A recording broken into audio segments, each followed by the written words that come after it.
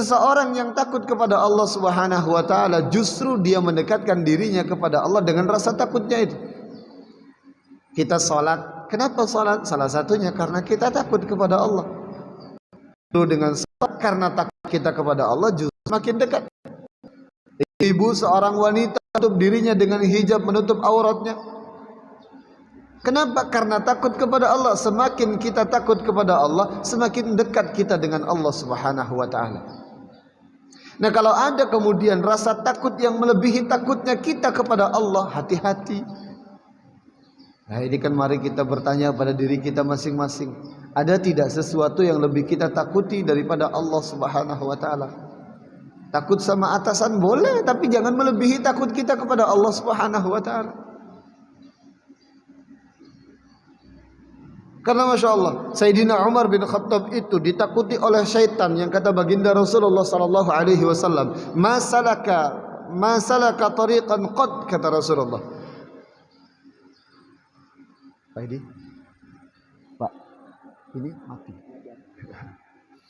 Kata baginda Rasulullah sallallahu alaihi wasallam, Sayyidina Umar bin Khattab itu tidaklah melewati satu jalan kecuali ketika beliau jalan itu. Ketika beliau jalan, setan yang berada di jalan tersebut akan pergi. Sayyidina Umar bin Khattab pernah menulis surat itu kan ketika di Mesir terjadi kekeringan. Di masanya Sayyidina Umar bin Khattab menjadi Amirul Mukminin, menjadi Amir Mukmin. Kemudian ada Amr bin Asnya itu menjadi gubernur Mesir. Sungai Nil pernah mengering. Ketika Sungai Nil mengering, Amr bin As bertanya kepada orang-orang sekitar, orang-orang tempatan, orang-orang Koptik kalau sekarang, orang-orang Kiptiyah. Wahai orang Mesir, kalian apa yang kalian kerjakan ketika Sungai Nil ini mengering? Kata orang-orang situ, kita korbankan sesuatu. Dan air akan mengalir lagi, tergantung daripada apa yang kita korbankan. Kalau yang kita korbankan itu kambing, agak lama airnya mengalir.